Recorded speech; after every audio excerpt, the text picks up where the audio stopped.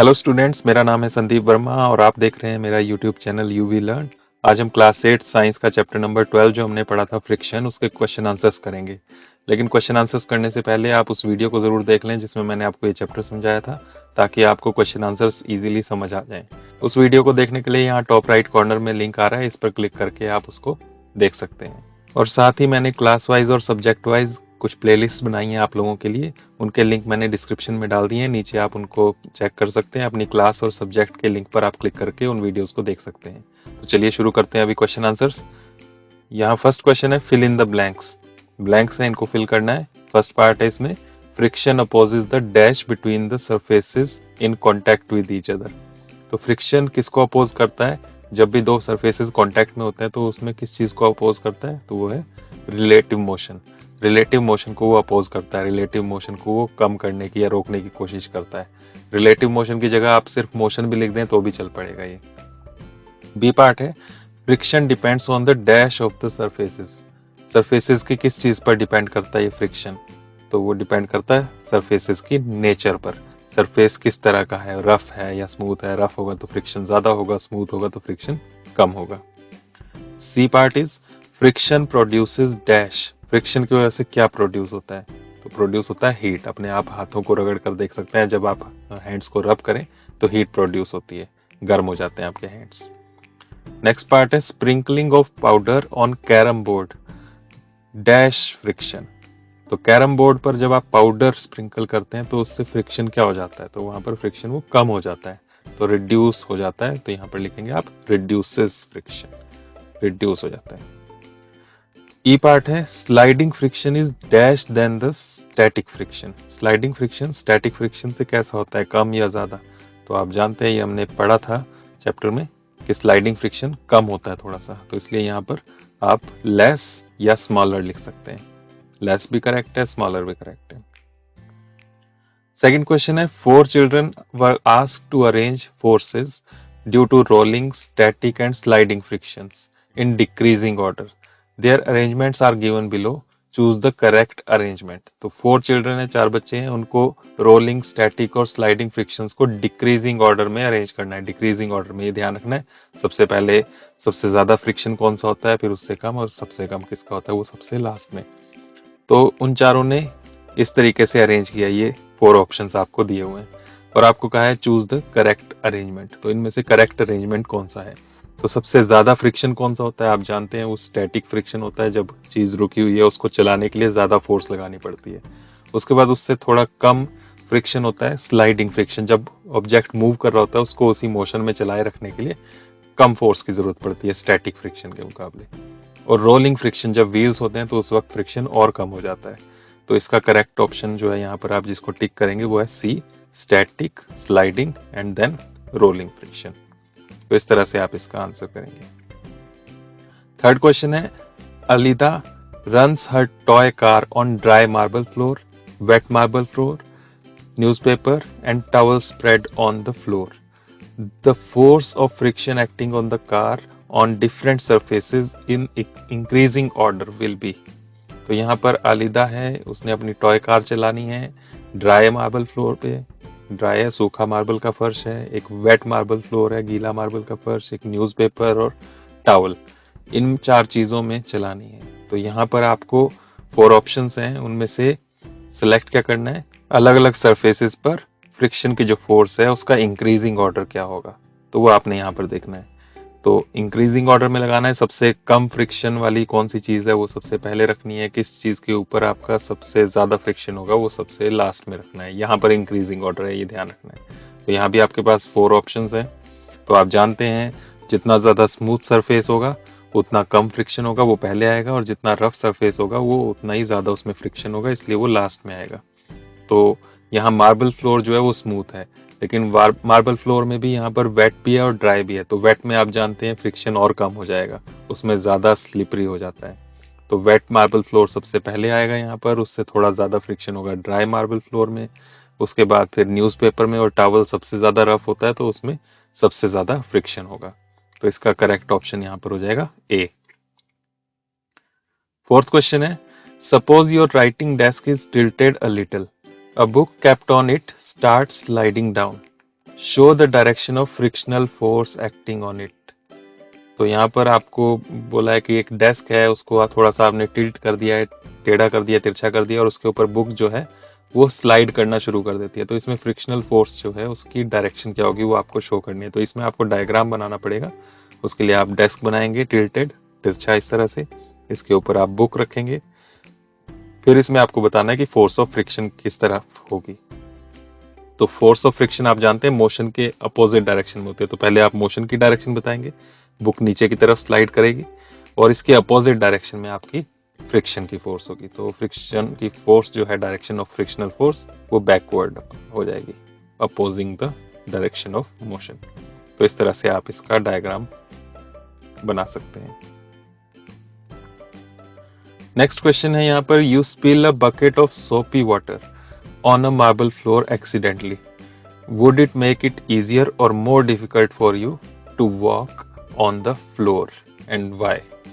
तो आपने एक जो साबुन वाला पानी था, सोपी वाटर, उसकी बकेट स्पिल हो गई, उससे पानी आपका गिर गया मार्बल फ्लोर के ऊपर, मार्बल के फर्श पे। तो अब आपको बताना उस पर चलना इजी होगा या डिफिकल्ट होगा। तो हम जानते हैं कि फ्रिक्शन की वजह से ही हम किसी भी सरफेस पर मूव कर पाते हैं, वॉक कर पाते हैं, लेकिन फ्रिक्शन बहुत कम हो जाए तो उसके ऊपर हम स्लिप भी करते हैं। तो सोपी वाटर डालने से फ्रिक्शन कम ही होता है। तो इस तरह से आप इसका आंसर देंगे। First line, friction is necessary for walking, walking के लिए जरूरी है, लेकिन यहाँ पर नेक्स्ट आप देंगे, soapy water reduces the friction between our feet and the floor. तो फ्रिक्शन नेसेसरी है, लेकिन सोपी वाटर जो है उसको रिड्यूस कर देता है, कम कर देता है फ्रिक्शन को, और इस वजह से उसके ऊपर चलना डिफिकल्ट होगा। और इसलिए लास्ट लाइन में आप सेम क्वेश्चन वाला लिखेंगे, so it would be difficult for us to walk on the floor. तो इस तरह से आपका इसका आंसर बनेगा। सिक्स्थ क्वेश्चन है, explain why sportsman use shoes with spikes. Sportsman के शूज जो है उनमें स्पाइक्स क्यों होती हैं, वो कीलदार क्यों होते हैं, वो आपको यहाँ पर आंसर करना है। इसको भी हमने जब चैप्टर हमने अंडरस्टैंड किया था उसमें किया था, तो वही आप लिखेंगे यहाँ पर। इसमें भी आंसर जो है स्टार्ट वैसे ही होगा, friction is necessary for walking, spikes increase the friction between the shoes and the ground, therefore they provide better grip on the ground which makes running easier. Friction walking के लिए जरूरी है, spikes क्या करते हैं, friction को increase कर देते हैं, इंक्रीज कर देते हैं तो वॉकिंग और इजी हो जाती है उनको। जो भी एथलीट्स हैं, स्पोर्ट्समैन हैं, उनको बेटर ग्रिप मिलती है ग्राउंड पर, तो इसलिए रनिंग जो है उनके लिए इजी हो जाती है। सेवंथ क्वेश्चन है, Iqbal has to push a lighter box and Seema has to push a similar heavier box on the same floor, who will have to apply a larger force and why. तो इकबाल है, सीमा है, यहाँ पर दोनों को बॉक्सेस पुश करने हैं यहाँ पर सेम फ्लोर के ऊपर, लेकिन इकबाल का बॉक्स जो है वो लाइटर है, थोड़ा हल्का है। सीमा का जो बॉक्स है सेम है, सिमिलर साइज का है, लेकिन हैवियर है, वो भारी है। तो किसको ज्यादा फोर्स लगानी पड़ेगी। तो यहाँ पर भी फ्रिक्शन के साथ ही इसको रिलेट करना है हमने।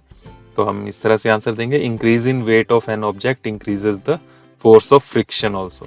तो जब वेट बढ़ जाता है तो फ्रिक्शन की फोर्स भी बढ़ जाती है सरफेस के साथ। तो यहाँ पर सीमा का बॉक्स हैवी है, तो सीमा का बॉक्स जो है उसको पुश करते हुए उसको ज्यादा फ्रिक्शन महसूस होगा, इसलिए उसको ज्यादा फोर्स अप्लाई करनी पड़ेगी। तो वही सेकंड लाइन में आप लिखेंगे, therefore Seema will have to apply a larger force because she has to push a heavier box. तो इसमें भी आधा पार्ट इसका सेकंड सेंटेंस का क्वेश्चन में से बन रहा है, तो ये भी आप इस तरह से कर सकते हैं। नेक्स्ट क्वेश्चन है, explain why sliding friction is less than static friction. Sliding friction हमने पहले भी बात की कि स्टैटिक फ्रिक्शन से कम होता है, वो क्यों कम होता है वो एक्सप्लेन करना है हमने। तो इसका आंसर आप इस तरह से देंगे, when an object start sliding the contact points on its surface do not get enough time to lock into the contact points on the floor. तो जब भी कोई स्लाइड करने लगता है ऑब्जेक्ट, तो उसके जो कांटेक्ट पॉइंट्स होते हैं जहां पर वो फ्लोर के साथ कांटेक्ट में है, दूसरे सरफेस के साथ टच कर रहा है, उन कांटेक्ट पॉइंट्स में जो इरेगुलरिटीज हैं उनको टाइम नहीं मिलता दूसरे सरफेस के, जो फ्लोर है, फर्श है, उसके सरफेस के जो पॉइंट्स हैं, इरेगुलरिटीज हैं, उनके साथ लॉक करने का। वो एक दूसरे के अंदर लॉक नहीं हो पाते हैं क्योंकि वो मूव कर रहे हैं लगातार, तो इसलिए टाइम नहीं मिलता है। So the sliding friction is less than the static friction, तो इसलिए ये कम होता है। तो इस तरह से आप आंसर देंगे। स्टैटिक फ्रिक्शन के टाइम क्या होता है, जब ऑब्जेक्ट रुका हुआ है, वो स्टेट ऑफ रेस्ट में है, तब वो लॉक्ड होते हैं। इनकी जो इरेगुलरिटीज हैं दोनों सरफेसेस की, वो एक दूसरे के साथ लॉक हो जाती हैं, इसलिए हमें उस वक्त ज्यादा फोर्स लगानी पड़ती है। 9th क्वेश्चन है, give examples to show that friction is both a friend and a foe. तो फ्रिक्शन फ्रेंड भी है, फो भी है। फ्रेंड भी है हमारा और दुश्मन भी है, फो। तो इसके एग्जांपल्स हमें यहाँ पर देने। तो फर्स्ट है फ्रिक्शन एज अ फ्रेंड। क्या क्या इसके एग्जांपल्स हो सकते हैं? Friction helps in walking, walking में हेल्प करता है। Second, it helps in writing on any surface, किसी भी सरफेस पर राइटिंग करनी है आपने तो उसके लिए फ्रिक्शन चाहिए। Third, it helps in fixing a nail on a wall, दीवार में कील ठोकने के लिए काम आता है यही friction. Fourth, it helps in lighting a match stick. तो यहाँ पर 4 एग्जांपल्स दे दिए, आपको पूरे 4 करने की भी जरूरत नहीं, यहाँ पर 2 भी आप करोगे तो भी काफी है। सेकंड, इसमें फ्रिक्शन एज अ फो, ये इसका सेकंड पार्ट, हमारा दुश्मन किस तरह से है। तो उसमें आप दे सकते हैं, it produces heat in running machine. जब भी मशीन रन करती हैं, काम करती हैं, तो उसमें हीट प्रोड्यूस हो जाती है, जिससे वो मशीन्स कुछ टाइम बाद खराब भी होती हैं। Second, it wears out shoe sole and tyres. तो शू सोल्स हों या टायर्स हों, वो वियर आउट हो जाते हैं, वो घिस जाते हैं, तो ये भी फ्रिक्शन की वजह से होता है। इस वजह से ये हमारा वो भी है, दुश्मन भी है। तो इस तरह से आप इसका आंसर करेंगे। इसके बाद लास्ट क्वेश्चन है, explain why objects moving in fluids must have special shapes. तो हमने बात की थी कि जो फ्लूइड्स होते हैं, गैसेस और लिक्विड, इनमें जब ऑब्जेक्ट्स मूव करते हैं तो उनकी एक स्पेशल शेप होनी चाहिए। वो आगे से स्ट्रीमलाइंड उनकी बॉडी होनी चाहिए, ताकि वो फ्लूइड को कट करते हुए आगे जा सकें। तो वही आप इसमें आंसर देंगे, उससे फ्रिक्शन क्योंकि कम होगा। तो इस तरह से आप इसका आंसर देंगे, when objects move in fluids they have to overcome the friction acting on them. तो फ्लूइड्स में जब भी ऑब्जेक्ट्स मूव करते हैं तो सामने से फ्लूइड्स का जो फ्रिक्शन लगता है उसको ओवरकम करना पड़ता है। In this process they lose energy, और इस वजह से उनकी एनर्जी, ऑब्जेक्ट्स की एनर्जी लूज होती है, और उस एनर्जी को बचाने के लिए हमें उसकी स्पेशल शेप बनानी होती है। So to reduce the friction, objects moving in fluids must have special shapes. तो इसलिए उनकी स्पेशल शेप्स रखी जाती है, स्ट्रीमलाइंड शेप्स रखी जाती हैं। तो इस तरह से ये क्वेश्चन आंसर्स आपने करने हैं, इनको आप अच्छे से समझें, करें और लर्न भी करें इनको। आज के लिए इतना ही। Thank you. मेरी ये वीडियो आपको अच्छी लगी हो तो इसे लाइक करें, शेयर करें और साथ ही मेरे चैनल को सब्सक्राइब करें, ताकि इस तरह की वीडियोस आप आगे भी देखते रहें। Thank you. नेक्स्ट वीडियो में मिलते हैं।